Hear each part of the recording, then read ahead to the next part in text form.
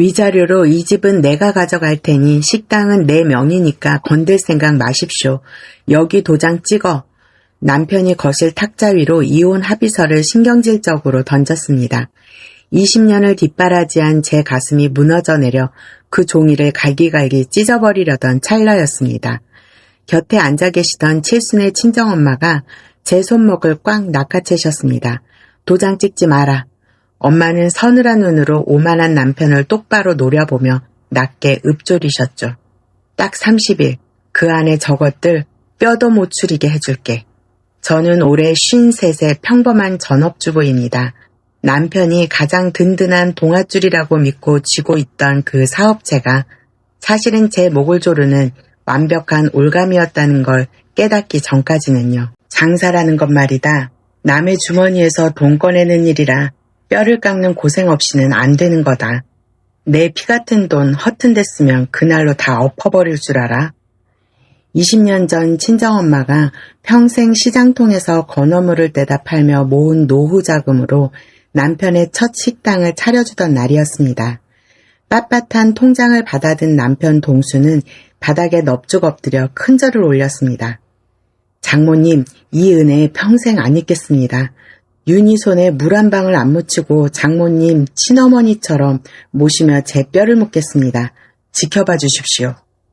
그렁그렁한 눈으로 제 손을 꽉 쥐며 눈물을 훔치던 남편. 저는 그 절박하고 다부진 다짐을 진심으로 들었습니다. 남편이 주방에서 땀을 뻘뻘 흘리며 고기를 썰 때 저는 호를 누비며 기름때 묻은 불판을 닦았습니다. 엄마의 피 같은 돈이 들어간 가게였으니 우리 가족의 생명줄이자 제 자존심이나 다름없었습니다. 처음에는 월세 내기도 빠듯했지만 독하게 매달린 덕에 식당은 점차 자리를 잡았습니다. 몇 년 뒤에는 상가 평수를 넓혀 번듯한 간판을 달았고 최근에는 다른 지역의 대리점 성격의 2호점까지 내며 사업을 확장했습니다. 남편은 식당 앞치마를 벗어던지고 양복을 입은 채 밖에서 사장님 소리를 듣게 되었습니다. 어깨에 잔뜩 힘이 들어간 남편을 보며 저 역시 뿌듯했습니다. 하지만 사업이 커질수록 저는 식당 일에서 점차 배제되었습니다. 당신은 집에서 애나 잘 챙겨. 내가 돈 벌어오잖아. 남편의 그 말이 처음에는 고생시켜 미안하다는 배려인 줄 알았습니다. 그렇게 저는 남편의 길을 살려주기 위해 조용히 집안 살림만 하는 듬성듬성한 흰머리에 목이 늘어난 티셔츠가 익숙한 평범하고 초라한 중년 여성이 되어가고 있었습니다. 그래도 우리 가정만큼은 누구보다 단단하고 평탄하다고 굳게 믿고 살았습니다. 그 단단했던 믿음에 처음으로 싸늘한 금이 가기 시작한 건 2달 전쯤이었습니다. 당신 오늘 무슨 일 있어? 향수 냄새가 엄청 진하네. 이 옷은 언제 샀어? 아침 식탁에 찌개를 내려놓던 제가 화들짝 놀라 물었습니다. 남편은 평소 쳐다보지도 않던 화사한 레몬색의 얇은 니트에 밝은 베이지색 면바지를 차려입고 거울 앞에서 머리를 매만지고 있었습니다. 평생 고기 냄새 밴다며 칙칙한 등산복이나 작업복만 입던 사람이었습니다. 오늘 중요한 거래처 사장단 모임이 있어서 그래. 사람 만나는데 이 정도는 예의지. 늑수그레하게 호라비 냄새 풍기고 나가면 요새 누가 상대나 해준대. 남편은 퉁명스럽게 대꾸하며 탁자 위에 놓인 자동차 키를 챙겼습니다. 뒷모습을 보며 저는 숟가락을 내려놓고 묘한 이질감을 느꼈습니다. 스킨 냄새도 역하다며 로션 하나 제대로 안 바르던 사람이 현관을 나서는데 독한 남자 향수 냄새가 거실을 훅 덮고 지나갔습니다. 최근 들어 부쩍 외모에 신경을 쓰고 주말마다 비즈니스 골프라며 집을 비우는 횟수가 눈에 띄게 늘어난 참이었습니다. 저는 거울 속에 비친 제 모습을 물끄러미 바라보았습니다. 화장기 하나 없는 푸석한 얼굴, 잘 나가는 남편에 비해 한없이 작아진 제 자신에 대한 자격지심일까요? 아니면 그저 갱년기 우울증일까요? 그날따라 가슴 한 구석이 휑하게 뚫린 것처럼 시렸습니다. 그래, 밖에서 사업하는 사람인데 깔끔하게 하고 다니면 좋은 거지. 갱년기라 우울해서 겉멋 좀 부리려나 보지. 내가 너무 예민하게 구는 거야. 그렇게 애써 제 마음을 다독이며 식은 찌개를 묵묵히 떠먹었습니다. 하지만 불길한 예감은 언제나 방심한 틈을 타고 아주 사소한 곳에서 꼬리를 밟히는 법이더군요. 며칠 뒤 밀린 빨래를 하려고 세탁기 앞에 쪼그려 앉아 남편의 바지 주머니를 뒤집었을 때였습니다. 빳빳하게 구겨진 종이 영수증 하나가 툭 떨어졌습니다.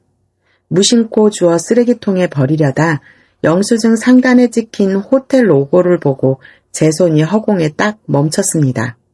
XX 오션뷰 호텔, 프리미엄 스위트룸, 2인 조식 포함 85만원. 눈을 비비고 다시 보아도 분명한 85만원이었습니다. 결제일은 바로 지난주 토요일, 남편이 대리점 사장들과 1박 2일로 머리 식히러 워크숍을 간다며 들뜬 얼굴로 집을 나섰던 그날이었습니다. 남자들끼리 펜션 하나 빌려 삼겹살 굽고 술 마시는 자리라고 굳게 믿었는데 2인용 스위트룸이라니요. 게다가 호텔 안에서 룸서비스로 고급 와인까지 시켜 먹은 내역이 아래에 또렷하게 찍혀 있었습니다. 순간 심장이 쿵하고 바닥으로 내려앉았고 영수증을 쥔 손끝이 파르르 떨렸습니다. 남자들끼리 가는 워크숍에 2인 조식이 포함된 스위트룸? 그리고 와인? 아무리 좋게 포장하려 해도 앞뒤가 맞지 않았습니다. 그날 저녁 남편이 콧노래를 부르며 현관문을 열고 들어오자마자 저는 식탁 위로 그 영수증을 차갑게 밀어놓았습니다. 이거 뭐야? 거래처 워크숍 간다더니 왜 2인용 스위트룸을 당신 개인 카드로 결제했어? 조식은 왜 2명이야? 순간 남편의 눈동자가 당황한 듯 미세하게 흔들렸습니다. 구두 주걱을 내려놓던 손도 멈칫했죠. 하지만 그것도 찰나였습니다. 이내 남편은 미간을 무섭게 찌푸리며 특유의 윽박지르는 목소리로 언성을 높였습니다. 아 진짜 사람 피곤하게 이러고 퇴근하자마자 왜 이래? 거래처 최 대표님이 부부 동반으로 오셨길래 내가 앞으로 잘 부탁한다는 접대 차원에서 방 하나 잡아드린 거잖아. 내가 내 카드로 내 방 잡았냐? 최 대표 방 잡아드린 거라고. 그럼 당신은 어디서 잤는데? 접대를 왜 당신 카드로 해? 법인카드 놔두고. 사업하다 보면 세금 문제도 있고 융통성 있게 개인 돈 쓸 일도 있는 거지. 집구석에만 편하게 앉아 무의도식하는 여편네가 밖에서 일이 어떻게 돌아가는지 알 턱이 있나. 사람 의심하는 데는 아주 도가 텄네. 도가 텄어. 남편은 오히려 자기가 억울하다고 불쾌하다는 듯 식탁 위의 영수증을 휙 낚아채 찢어버리곤 안방문을 쾅 닫고 들어가 버렸습니다. 쿵하는 굉음이 집안을 울렸습니다. 적반하장으로 화를 내는 남편의 태도에 저는 꿀먹은 벙어리처럼 그 자리에 얼어붙어 서 있을 수밖에 없었습니다. 제가 무슨 큰 죄라도 지은 사람처럼 가슴이 뛰었습니다. 남편의 말이 사실일지도 모른다. 괜한 의심으로 피곤하게 일하는 사람을 들쑤셔 긁어 부스럼을 만들지 말자. 수입이 한 푼도 없고 매달 남편이 던져주는 생활비를 타쓰는 제 처지에서는 너는 아무것도 모른다는 남편의 오랜 가스라이팅에 속수무책으로 당할 수밖에 없었습니다. 남편이 화를 내면 그저 내 탓이려니 하고 넘기는 것이 습관이 되어버린 바보 같은 세월이었습니다. 하지만 바닥에 흩어진 찢어진 영수증 조각을 멍하니 주워 담으며 저는 본능적으로 직감했습니다. 20년 전 바닥에 엎드려 울먹이며 내 손에 물 한 방울 묻히지 않겠다던 그 순박한 남자는 이제 이 집에 없다는 것을, 그리고 제 평온했던 일상에 모든 것을 집어삼킬 시커먼 파도가 조용히 밀려오고 있다는 것을 말입니다. 며칠 뒤 친정엄마가 양손 무겁게 반찬통을 바리바리 싸들고 저희 집에 오셨습니다. 한여름 떼약볕에 버스를 타고 오시느라 이마에는 땀방울이 송글송글 맺혀 있었고 손에 들린 커다란 비닐봉지 안에서는 갓 담근 파김치와 젓갈 냄새가 훅 풍겨왔습니다. 아이고 우리 장모님 오셨습니까? 덥고 무거운데 이걸 왜 직접 들고 오셨어요? 그냥 저희가 사 먹으면 되는데. 현관문 도어록 소리가 나자마자 소파에 누워 TV를 보던 남편은 버선발로 뛰어가 엄마의 짐을 받아들었습니다. 땀범벅이 된 엄마의 어깨를 주물러주며 어찌나 살갑게 굴던지요. 자네 요즘 2호점 대리점까지 내면서 사업 확장하느라 얼굴이 반쪽이 됐네. 밖에서 큰일하는 사람일수록 집밥을 든든하게 먹어야지. 우리 윤희가 손이 느려서 자네 밥이나 제대로 챙겨 먹이나 몰라. 그래서 내가 입맛 도는 파김치 좀 담가왔어. 엄마는 사위사랑은 장모라더니 당신 친딸인 저보다 남편을 더 애틋하게 챙기셨습니다. 식탁에 마주 앉아 엄마가 정성껏 싸온 반찬을 밥 위에 얹어주며 맛있게 먹는 남편을 보며 저는 며칠 전 호텔 영수증 때문에 품었던 찝찝한 의심이 눈 녹듯 사라지는 것을 느꼈습니다. 그래, 저렇게 우리 엄마한테 깍듯하게 잘하는 사람인데 밖에서 치열하게 일하다 보면 거래처 접대 때문에 오해 살 일도 생기는 거지. 내가 우울증 핑계로 너무 속 좁게 굴었던 거야. 남편은 식사를 마치자마자 지갑에서 빳빳한 5만원짜리 지폐 10장을 꺼내 엄마의 거칠어진 손에 꼭 쥐어주었습니다. 장모님, 이거 용돈 하세요. 가시다가 맛있는 것도 좀 사 드시고 무릎관절 약도 좋은 걸로 지어 드시고요. 장모님 건강하신 게 저희 도와주시는 겁니다.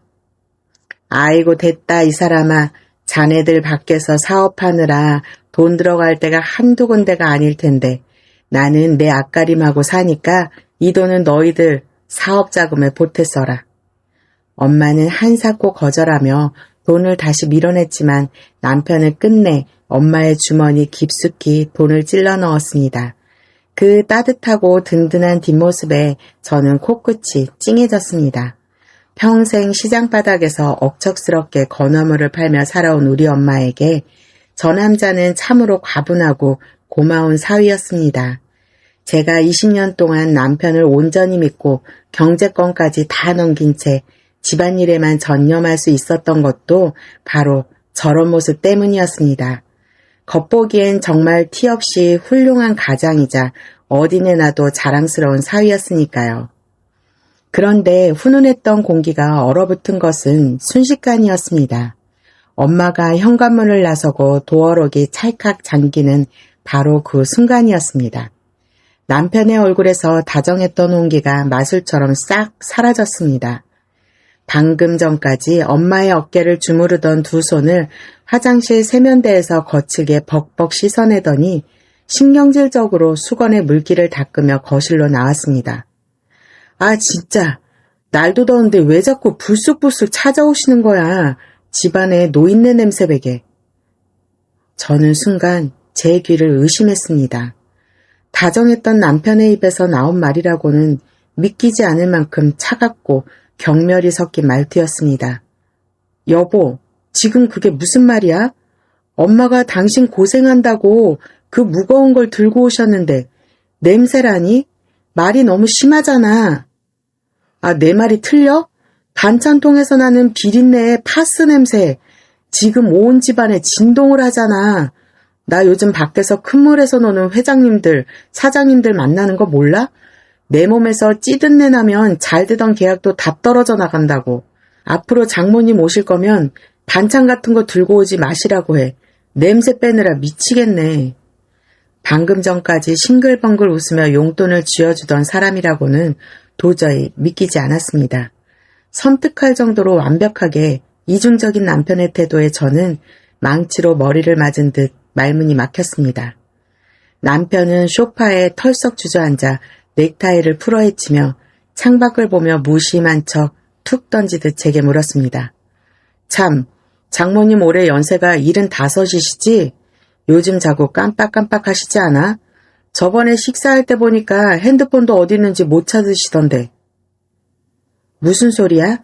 우리 엄마 아직 정정하셔. 시장 상인의 회계장부도 10원짜리 하나 안 틀리고 다 맞추시는 분인데 왜 그래 갑자기? 아니 그냥 연세가 있으시니까 혹시 치매 같은 거 오시면 우리만 큰일이잖아. 그 상가 건물 명의도 장모님 앞으로 되어 있지? 노인네들 정신 깜빡깜빡할 때 사기당하기 십상인데 뭐 법적으로 대비해둔 뭐 그런 거라도 있나 해서. 인감도장이나 서류, 계약서 같은 건 장모님이 잘 챙겨두셨고? 아니면 당신이 좀 미리미리 받아두든가. 그건 당신이 신경 쓸 일 아니야. 엄마가 알아서 철저하게 관리하시니까. 그리고 당신 식당 처음 낼 때 엄마가 해주셨던 초기 자금이랑 서류들. 어차피 나중에 당신 명의로 다 정리해줬잖아. 엄마 재산에 당신이 왜 갑자기 관심을 가져? 제 날선 대답에 남편은 픽 코웃음을 쳤습니다.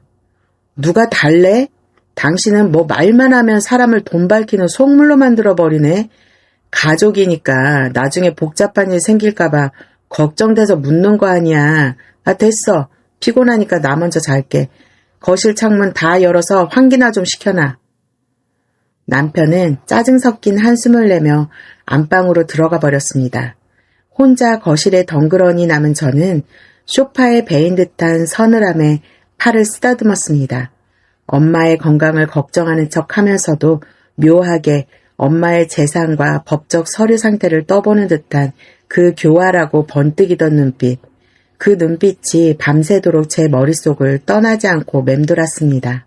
그리고 그 막연했던 찜찜함이 소름 끼치는 구체적인 불안으로 형태를 바꾼 건 그로부터 딱 일주일 뒤였습니다. 남편이 출근한 평일 낮, 밀린 청소를 하려고 남편의 서재 겸 작업실에 들어갔을 때였습니다. 평소 남편은 자기 물건에 손대는 것을 극도로 싫어해서 저는 책상 주변은 건드리지 않고 청소기만 쓱 돌리고 나오는 편이었습니다. 그런데 책상이 먼지를 닦아내려다 의자에 걸쳐진 반쯤 열린 두꺼운 가죽 서류 가방 틈으로 익숙한 노란색 서류 봉투 하나가 삐져나와 있는 것을 발견했습니다. 무언가에 홀린 듯 그 봉투를 꺼내 열어본 순간 저는 헉 소리를 내며 제자리에서 굳어버리고 말았습니다. 그 안에는 다름 아닌 우리 집의 등기권리증, 즉 집 문서 원본과 제 명의의 인감도장이 들어있었습니다. 이 집은 10년 전 남편 사업이 크게 흔들려 전세금까지 빼서 빚을 막아야 했을 때 친정엄마가 당신 살던 집을 좁은 빌라로 줄여가면서까지 제 이름으로 마련해 주신 작고 소중한 아파트였습니다.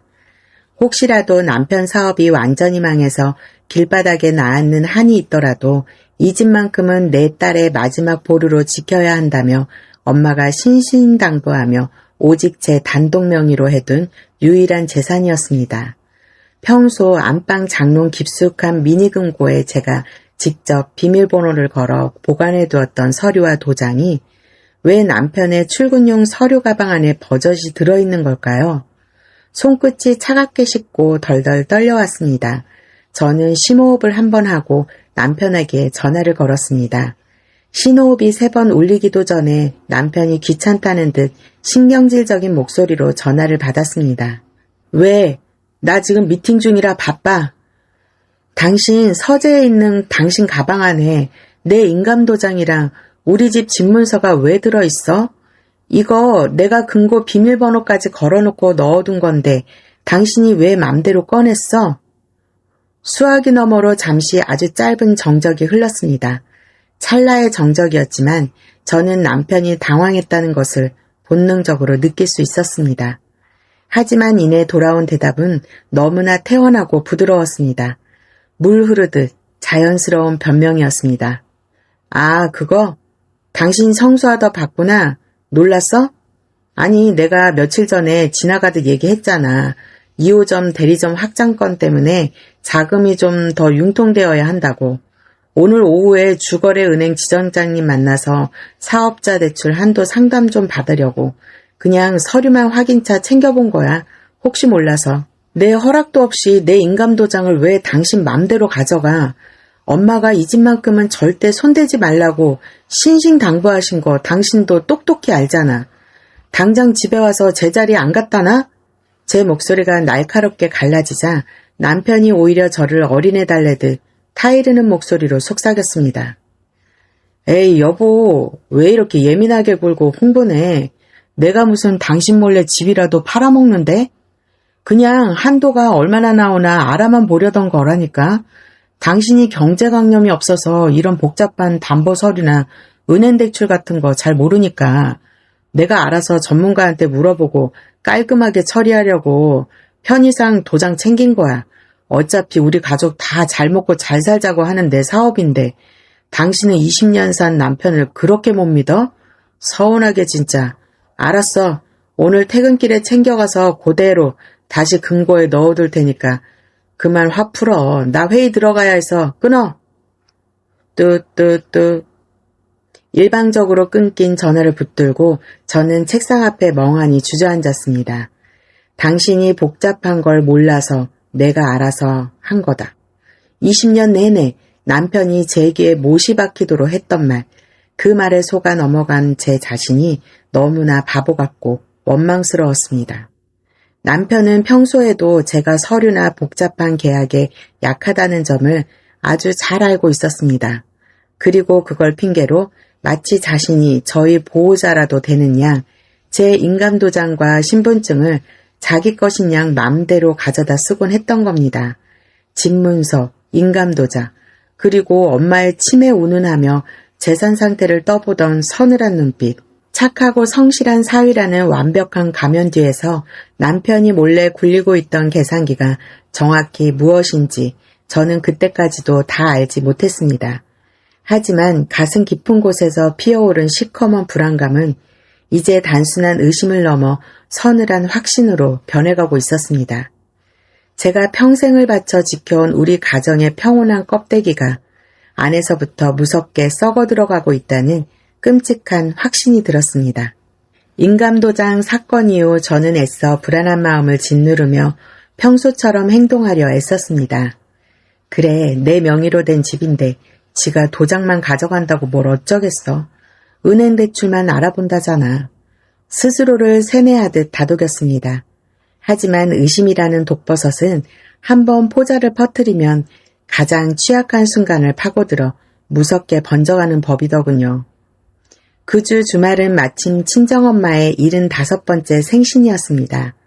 평소 엄마에게 살갑던 남편이 직접 유명 한정식집을 예약했다며 큰 소리를 쳤기에 엄마도 오랜만에 곱게 한복까지 차려입고 식당에 나오셨습니다. 그런데 약속 시간 10분 전 남편에게서 짤막한 전화 한 통이 걸려왔습니다. 여보, 나 오늘 못 가. 2호점 대리점에 갑자기 식자재 납품 문제가 생겨서 내가 직접 수습해야 할 것 같아. 장모님께 죄송하다고 말씀 잘 드려. 밥값은 내가 계좌로 보낼 테니까. 뭐? 아니, 엄마가 당신 온다고 1시간 전부터 나와서 기다리시는데 10분 전에 못 온다고 통보하면 어떡해? 직원들 시키면 안 돼? 아, 진짜 말이 안 통하네. 내 사업 엎어지면 당신이 책임질 거야? 나 바쁘니까 끊어. 일방적으로 전화를 끊어버린 남편. 멍하니 수화기를 들고 있는 제 곁에서 엄마는 애써 씁쓸한 미소를 지으며 말씀하셨습니다. 장사하는 사람이 바쁘면 좋은 거지. 뭘 그러냐. 우리끼리 맛있게 먹자꾸나. 텅 빈 남편의 자리를 보며 애써 밥을 넘기는 엄마의 구분 등을 보면서 제 가슴 한구석에서 설명할 수 없는 서운함과 분노가 차올랐습니다. 그날 밤 새벽 2시가 다 되어서야 남편은 술 냄새를 풀풀 풍기며 비틀거리며 들어왔습니다. 식자재 문제가 생겼다던 사람이 온몸에 독한 양주 냄새와 낯선 여자 향수 냄새를 뒤집어 쓴 채 말입니다. 거실 바닥에 넥타이를 집어던지고 쓰러지려는 남편을 간신히 부축해 침대에 눕히고 겉옷을 벗기려던 참이었습니다. 남편이 제 손을 덥석 잡더니 눈을 감은 채로 기분 좋게 웅얼거렸습니다. 아유, 우리 이마담, 자기가 타주는 폭탄주가 최고야. 늙어 빠진 본처보다 100배 1000배 나아. 아주 예뻐 죽겠어. 순간 저는 머리 위로 찬물이 끼얹어진 듯 온몸이 빳빳하게 굳어버렸습니다. 숨소리조차 낼 수 없었습니다. 남편은 제 손을 자기 볼에 비비적거리다 이내 코를 골며 골아 떨어졌습니다. 다음날 아침 꿀물을 타주며 간밤에 한 말을 따져 묻자 남편은 오히려 황당하다는 듯 콧방귀를 뀌었습니다. 이마담? 아, 우리 상가 번영의 총무가 이마담인데 어제 납품건 때문에 그 여자랑 술 한잔 하면서 하도 실랑이를 했더니 꿈에 나왔나 보네. 그리고 내가 언제 본처 타령을 해. 당신 진짜 요새 집에서 할 일 없어서 소설 쓰냐? 너무나 당당하게 저를 의부증 환자 취급하는 태도에 저는 더 이상 대꾸할 힘조차 잃고 입을 다물어 버렸습니다. 하지만 그건 제 마지막 인내심의 끈이 끊어지는 소리이기도 했습니다. 그리고 며칠 뒤 결정적인 진실은 가장 예상치 못한 곳에서 제 멱살을 틀어쥐었습니다. 비가 추적추적 내리던 수요일이었습니다.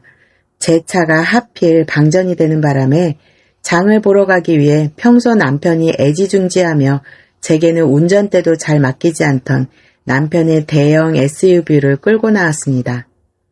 마트 지하 주차장으로 조심스레 진입하던 중 갑자기 옆 차선에서 차 한 대가 무리하게 끼어들었습니다. 깜짝 놀라 급브레이크를 밟았고 차가 덜컹하며 멈춰섰습니다. 다행히 접촉사고는 피했지만 놀란 가슴을 쓸어내리는데 블랙박스에서 기계음이 울렸습니다. 이벤트 녹화를 시작합니다. 혹시나 차가 긁혔나 싶어 저는 차를 세우고 블랙박스 액정을 눌러 방금 전 주행 영상을 재생했습니다. 그런데 화면을 조작하다가 제가 실수로 폴더를 잘못 눌렀는지 어제 오후 시간에 저장된 이벤트 녹화 파일이 재생되기 시작했습니다. 화면에는 비 내리는 도로가 보였고 곧이어 좁은 차 안을 꽉 채우는 간드러진 여자의 목소리가 스피커를 타고 흘러나왔습니다. 자기야, 그래서 그 늙은 본차는 언제 정리할 건데? 나 내년에는 사모님 소리 들으면서 자기 2호점 대리점 카운터에 당당하게 앉고 싶다니까. 숨이 멎는 줄 알았습니다. 블랙박스 화면 속 도로 위 와이퍼가 움직이는 소리 사이사이로 남편의 낯익고 오만한 웃음소리가 소름 끼치게 울려 퍼졌습니다. 기다려봐. 그 등신 같은 여편네 어차피 경제권도 없어서 내 말 한마디면 껌뻑 죽어. 이혼도장 찍게 만드는 건 일도 아니야. 장모 늙은이 치맥기 좀 더 심해지면 지금 사는 그 집 명의도 담보로 잡아서 내 쪽으로 싹 돌릴 수 있어. 위자료 한 푼 안 주고 알거지로 쫓아낼 거니까 조금만 기다려. 어머, 자기 진짜 무서운 남자다. 나 떨려. 그러니까 오늘 밤엔 오빠한테 팍팍 좀 서비스 해봐, 이 마담. 그 교활한 웃음소리와 낯뜨거운 농담이 좁은 차 안을 맴도는 동안 저는 핸들에 이마를 쳐박고 소리 없는 비명을 질렀습니다. 위가 뒤틀리며 구역질이 치밀어 올랐습니다. 남편이 서재에서 제 인감도장과 집문서를 훔쳐본 이후 친정엄마의 치매를 운운하며 재산을 떠보던 눈빛, 그리고 영수증이 찍혀있던 2인용 호캉스 결제 내역까지 산산조각 나있던 단서들이 이마담이라는 상간녀의 콧소리와 함께 하나의 거대하고 끔찍한 진실로 맞춰졌습니다. 당장이라도 남편의 사업장으로 쳐들어가 그 인간의 멱살을 잡고 다 부셔버리고 싶었습니다. 덜덜 떨리는 손으로 핸드폰을 집어들어 엄마의 단축번호를 꾹 눌렀습니다. 하지만 통화 연결음이 울리기 직전 저는 서둘러 종료 버튼을 눌러버리고 말았습니다. 당신의 노후를 전부 바쳐 사위의 식당을 차려주셨던 우리 엄마. 엄마가 이 끔찍한 배신을 알게 되면 그 충격을 어떻게 감당하실까? 그 두려움이 제 분노를 차갑게 억눌렀습니다. 일단 참아야 했습니다. 완벽한 증거를 모아 이 버러지 같은 인간들을 한 번에 밟아버릴 때까지. 섣불리 움직여서는 안 되었습니다. 저는 블랙박스에 메모리 카드를 뽑아 제 지갑 깊숙이 숨겼습니다. 그날 이후 저는 아무것도 모르는 척 연기하며 남편의 일거수일투족을 예의주시했습니다. 지옥 같은 일주일이 지났을 무렵이었습니다. 평소 밤늦게야 들어오던 남편이 오후 4시쯤 일찌감치 현관문을 열고 들어왔습니다. 한 손에는 서류 가방이 들려 있었고 그의 얼굴은 귀찮은 숙제를 빨리 끝내버리고 싶어 안달난 사람처럼 차갑게 굳어 있었습니다. 남편은 거실 소파에 앉아 멍하니 창밖을 보던 제 앞으로 다가와 섰습니다. 그리고는 서류 가방에서 하얀 봉투 하나를 툭 꺼내 탁자 위로 던졌습니다. 앉아봐. 우리 그만하자. 남편의 입에서 나온 말은 너무나 담담하고 건조했습니다. 마치 거래처와 계약을 해지하듯 가벼운 선전포고였습니다. 당신이랑 숨 막혀서 더는 못 살겠어. 이혼해. 제가 입을 다문 채로 아무런 반응도 보이지 않자 남편은 제가 충격을 받아 넋이 나간 줄 알았는지 한쪽 입꼬리를 비릿하게 말아올리며 결정적인 한마디를 던졌습니다. 어차피 당신 혼자 서류 떼고 도장 찍을 줄도 모르잖아. 질척거리지 말고 오늘 장모님도 오시라고 해. 어른 모셔놓고 깔끔하게 끝내자고. 할 얘기 있으니까. 스스로 자기 무덤을 파는 줄도 모르고 남편은 호기롭게 저희 엄마를 이 참혹한 파멸의 무대로 불러들이고 있었습니다. 저는 떨리는 손을 허벅지 아래로 감추며 천천히 고개를 끄덕였습니다. 제 인생을 송두리째 뒤흔들 그리고 남편의 오만함을 산산조각낼 그 서늘하고도 결정적인 약속이 잡히는 순간이었습니다. 1시간 뒤 저희 집 거실 식탁을 사이에 두고 세 사람은 무거운 침묵 속에 마주 앉았습니다. 영문도 모른 채 제 급한 연락을 받고 달려오신 엄마는 숨을 헐떡이며 거실로 들어서셨습니다. 무슨 일이냐? 윤희 네가 어디 아프기라도 한 게야? 아니면 김서방 사업에 무슨 문제라도 생겼어? 갑자기 나를 왜 부른 거야? 이마에 맺힌 땀을 닦을 새도 없이 걱정스러운 얼굴로 묻는 엄마를 향해 남편은 소파에서 일어나지도 않은 채 거만한 턱짓으로 식탁 위 빈자리를 가리켰습니다. 앉으시죠, 장모님. 서서 편하게 들으실 얘기는 아닙니다. 평소에 싹싹하던 김서방은 온데간데 없고 마치 아랫사람에게 지시를 내리듯 뻣뻣한 태도였습니다.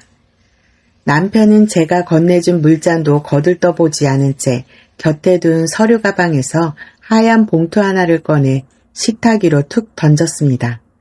봉투 겉면에는 협의이혼 의사 확인 신청서라는 글자가 선명하게 찍혀 있었습니다. 우리 이혼합니다. 윤이랑 저. 이미 오래전부터 쇼윈도 부부나 다름없었어요. 껍데기만 남은 부부. 서로 얼굴만 봐도 숨막히고 피곤한데 억지로 살 필요 없지 않습니까? 장모님께는 죄송하게 됐지만 저도 이제 제 인생 살아야겠습니다. 너무나 태연하고 건조한 말투였습니다. 엄마의 주름진 눈매가 크게 흔들렸고 저를 바라보는 엄마의 시선에 당혹감이 서렸습니다. 하지만 남편은 엄마의 충격 따위는 안중에도 없다는 듯 미리 준비해온 대본을 읽어내려가듯 뻔뻔한 말을 이어갔습니다. 위자료와 재산 분할에 대해서는 제가 깔끔하게 서류로 정리해뒀습니다.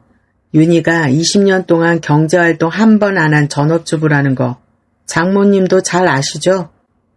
법대로 가면 윤희는 아무것도 못 가져갈 겁니다. 그래도 제가 정이 있어서 지금 살고 있는 이 집 정리할 때 전세금 정도는 따로 내어줄 생각입니다. 그는 양복 안주머니에서 만년필을 꺼내 뚜껑을 열며 저를 쏘아보았습니다. 그러니까 위자료 명목으로 지금 우리 명의로 되어 있는 이 아파트는 제가 가져갈 겁니다. 그리고 내가 밤낮 없이 땀 흘려 읽어놓은 1호점 식당과 2호점 대리점은 당연히 4명이니까 건들 생각 마십시오. 여기 도장 찍어. 남편이 거실 탁자 위로 이혼 합의서를 신경질적으로 밀어붙였습니다. 4명이니까 건들지 마라. 그 기가 막힌 말에 며칠 전 남편의 차 블랙박스에서 들었던 상간녀 이마담의 간드러진 콧소리와 남편의 끔찍한 웃음소리가 이명처럼 귓가를 때렸습니다. 장모 치매기가 심해지면 집까지 담보로 잡아 싹 다 뺏어버리겠다던 그 교활한 속내가 지금 눈앞에서 버젓이 현실로 펼쳐지고 있었습니다. 20년 전 우리 엄마가 낡은 전대와 시장 바닥에서 억척스럽게 모은 돈으로 차려준 식당이었습니다. 내 엄마의 노후와 내 청춘을 갈아 넣어 만든 재산을 이제 와서 상간녀와 새 출발하는 자금으로 싹 다 빼앗아 가겠다는 그 적반하장의 태도에 온몸의 피가 거꾸로 솟는 것 같았습니다. 이 미친 인간아, 네가 사람이니? 우리 엄마 돈으로 장사 시작해놓고 이제 와서 이 집까지 뺏어가? 어디서 그 상간년이랑 낄낄대며 내 뒤통수를 쳐놓고 당당하게 이혼 요구야? 저는 이성을 잃고 비명을 지르며 탁자 위에 이혼 서류를 갈기갈기 찢어버리려 두 손을 뻗었습니다. 당장이라도 저 인간의 얼굴에 물을 뿌리고 멱살을 잡고 싶었습니다. 그때였습니다. 곁에 굳은 듯 앉아 계시던 엄마가 제 손목을 꽉 낚아채셨습니다. 엄마, 이거 놔. 이 새끼 오늘 내가 다 까발리고 부셔버릴 거야. 하지만 저를 붙잡은 엄마의 손아귀 힘은 칠순 노인이라고는 도저히 믿기지 않을 만큼 억세고 단호했습니다. 펄쩍펄쩍 뛰는 저를 짓누르듯 제지한 엄마는 탁자 위에 흩어진 이혼 서류를 거친 손으로 툭툭 쳐서 가지런히 모았습니다. 저는 숨을 헐떡이며 엄마를 바라보았습니다. 놀랍게도 엄마의 표정은 사위를 향한 배신감이나 분노로 일그러져 있지 않았습니다. 오히려 소름이 끼칠 정도로 차분하고 서늘한 눈빛이었습니다. 엄마는 남편을 똑바로 응시하며 낮게 가라앉은 목소리로 입을 여셨습니다. 김서방, 자네 지금 내 딸을 맨몸으로 내쫓고 이 집과 식당을 온전히 다 자네 것으로 하겠다. 이 말이지? 남편은 장모의 차분한 태도에 오히려 기세가 등등해져 픽 콧웃음을 쳤습니다. 네, 그렇습니다. 법적으로 따져도 제가 유리하니까요. 제가 알아서 챙겨줄 때 길게 질척거리지 마시죠. 윤희만 피곤해집니다. 좋은 말로 할 때 이 합의서에 도장 찍어주시죠. 남편의 말이 채 끝나기도 전에 엄마는 제가 쥐고 있던 펜을 빼앗아 탁자 저 멀리 던져버리셨습니다. 쨍그랑 하고 만년필이 바닥에 나뒹구는 소리가 거실의 정막을 갈랐습니다. 그리고 엄마는 몸을 벌벌 떠는 저를 향해 차갑게 말씀하셨습니다. 도장 찍지 마라. 그러고는 다시 고개를 돌려 승리에 도취되어 있는 남편의 눈을 정확히 꿰뚫어 보며 서늘하게 선고하셨습니다. 딱 30일. 그 안에 저것들 뼈도 못 추리게 해줄게. 방 안의 공기가 얼어붙은 듯 했습니다. 저조차도 처음 보는 엄마의 매섭고도 거대한 포스에 압도당해 숨을 죽였습니다. 하, 30일이요? 장모님, 요새 뭐 드라마 찍으십니까? 연세 드시더니 판단이 흐려지셨어요? 30일 동안 뭐 변호사라도 사시게요? 남편은 어이가 없다는 듯 조롱 섞인 헛웃음을 흘렸지만 엄마는 눈썹 하나 까딱하지 않았습니다. 니까짓 게 네 힘으로 사장된 줄 알았지? 30일만 있다고 기다려. 아주 깔끔하게 네가 한 짓 그대로 돌려받게 해줄 테니까. 엄마는 탁자 위에 이혼 서류를 반으로 툭 접어 남편의 가슴팍에 가차없이 집어 던지셨습니다. 그 종이 뭉치가 남편의 비싼 양복에 부딪혀 바닥으로 힘없이 떨어졌습니다. 당장이라도 폭발할 것 같았던 제 안의 분노는 엄마의 그 얼음장 같은 선언 앞에 기묘한 안정감으로 바뀌고 있었습니다. 엄마가 왜 하필 30일이라는 구체적인 시간을 요구하셨는지 그때의 저는 미처 알지 못했습니다. 다만 엄마는 평생 장사를 하며 사람 말보다 도장 찍힌 서류를 믿고 살아온 분이셨습니다. 남편은 끝까지 주제 파악을 못하고 그래요, 어디 한번 마음대로 해보십시오. 라며 씩씩대며 집을 나가버렸지만 저는 알 수 있었습니다. 남편이 가장 유리한 패를 쥐고 있다고 착각하며 기고만장하게 덤빈 이 이혼판 전체가 사실은 이미 오래전부터 우리 엄마의 손바닥 아니었다는 것을 말입니다. 엄마가 선언한 30일이라는 시한폭탄의 타이머가 마침내 제로를 향해 가던 날이었습니다. 남편 최동수와 상간녀 이마담은 대낮부터 우리 부부의 피땀이 서린 1호점 식당 한가운데에 버젓이 마주 앉아 있었습니다. 마침 브레이크 타임이라 홀에 손님은 없었지만 주방 직원들과 아르바이트생들이 서성이는 자리였습니다. 두 사람은 테이블 가득 세련된 영문 브로셔와 인테리어 도면을 펼쳐놓고 희희낙낙하며 가게 확장 계획을 세우고 있더군요. 자기야, 여기 벽 허물고 통유리로 바꾸면 대박나겠지. 내 명의로 대리점 오픈하면 오픈 기념으로 연예인이라도 불러서 폼나게 테이프 커팅식 하자. 당연하지, 이마담. 자기는 이제 돈 많은 최 사장 마누라 될 일만 남았어. 집구석에서 징징대던 그 등신 같은 여편네. 30일 동안 조용한 거 보니까 겁먹고 어디 기어들어가는 모양이야. 이제 대출 서류만 승인 나면 그 아파트도 내 거니까 걱정 마. 남편이 상간녀의 손을 능청스럽게 주무르며 호기롭게 웃어젖히던 바로 그 순간이었습니다. 식당 문에 걸린 방울이 거칠게 쨍그랑거리며 정적을 깨뜨렸습니다. 남편이 제 손에서 이혼장을 빼앗으려던 그날부터 30일, 엄마는 말없이 20년 전 서류를 꺼냈고 저는 남편이 남긴 흔적들을 하나씩 정리해 변호사에게 넘겨둔 뒤였습니다.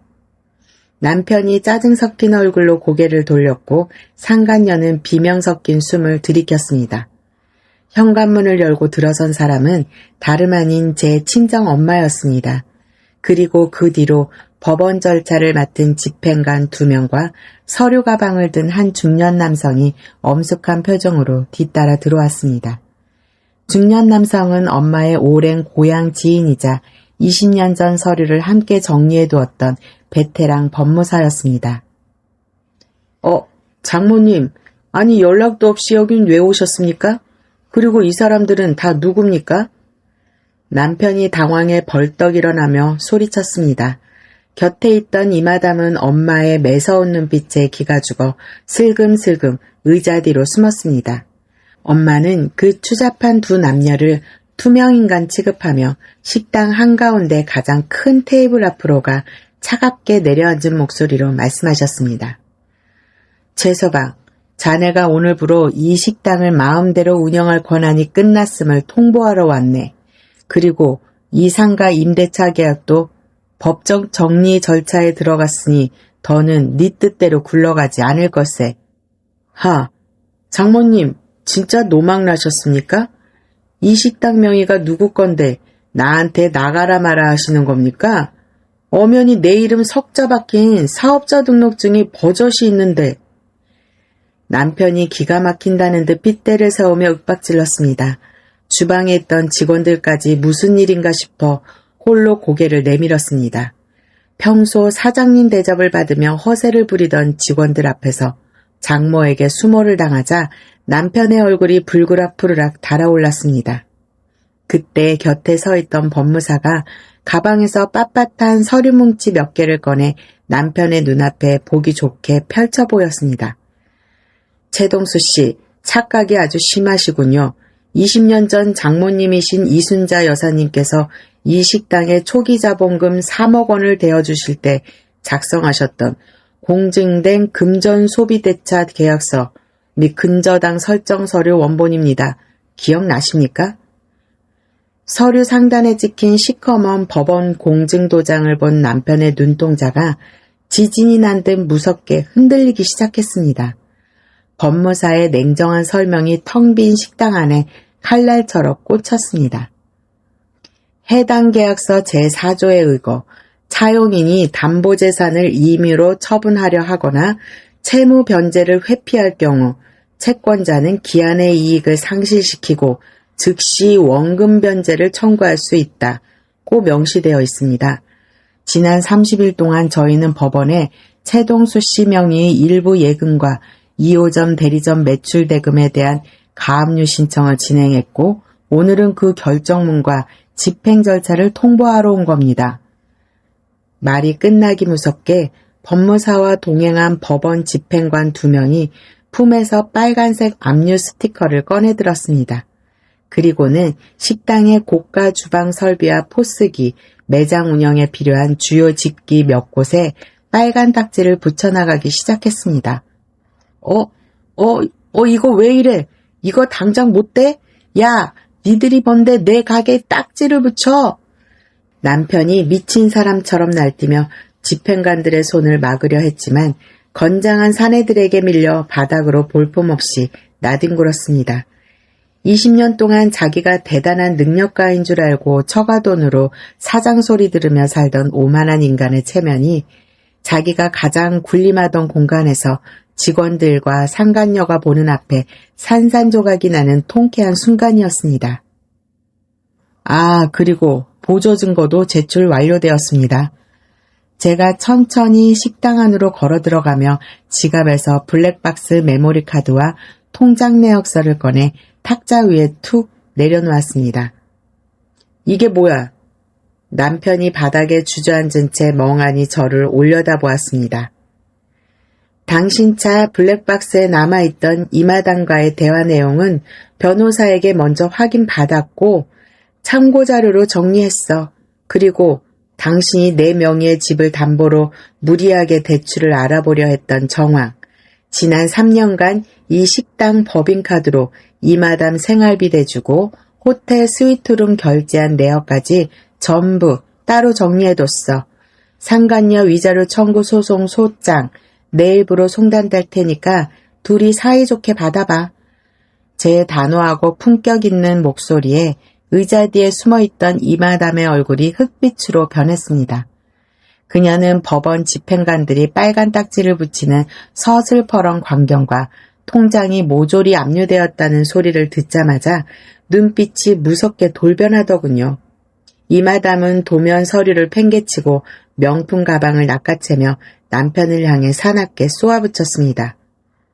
최 사장, 아니 최동수 씨, 당신 돈 많은 사장이라며 장모 돈으로 껍데기만 사장 노릇하던 빈털털이었어? 나한테 대리점 차려준다는 거 다 사기였냐고, 이 더러운 사기꾼 인간아.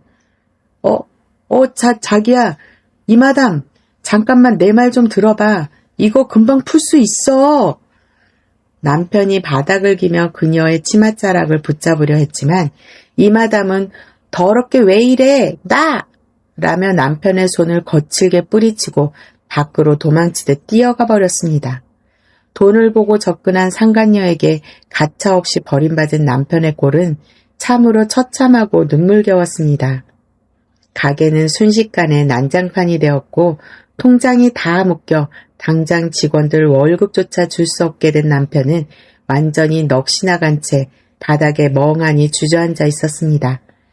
가장 믿고 있던 든든한 동아줄이 사실은 제 장모가 20년 전부터 촘촘하게 짜놓았던 덫이었다는 걸 깨달은 남편의 오만한 얼굴은 절망으로 일그러졌습니다.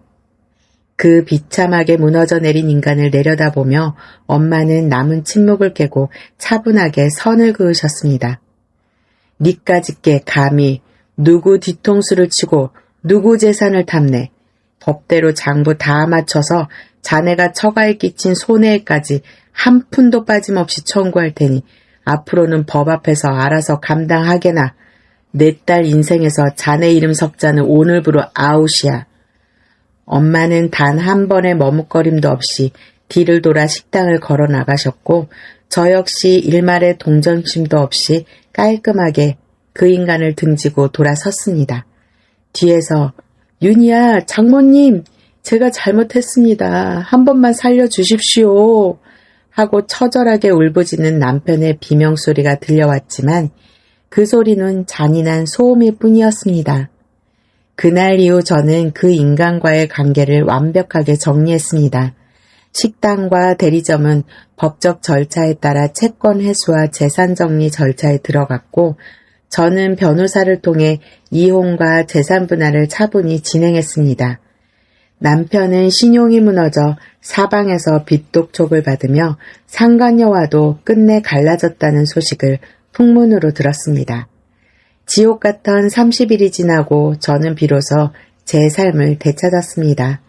엄마와 마주 앉아 평온하게 저녁을 먹는 평범한 일상이 이토록 소중하고 감사한 것인지 예전엔 미처 몰랐습니다.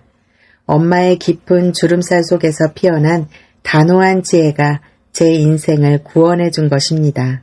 시청자 여러분, 긴 사연 들어주셔서 감사합니다. 상간녀에게 미쳐 가정을 버린 남편과 돈만 보고 달려든 여자가 제 눈앞에서 완전히 무너지는 모습을 보며 저는 인생의 가장 큰 공부를 했습니다. 부부라는 이름 뒤에 숨은 오만함은 결국 법과 팩트라는 차가운 현실 앞에 아무 힘도 쓰지 못한다는 것을요. 만약 지금 이 순간에도 배우자의 배신이나 주변의 부당한 대우 앞에 가슴을 치며 눈물 흘리고 계시는 분이 있다면 절대로 감정적으로 먼저 폭발하지 마시라고 조심스럽게 말씀드리고 싶습니다. 억울할수록 눈물을 닦고 냉정하게 서류와 증거를 챙기십시오.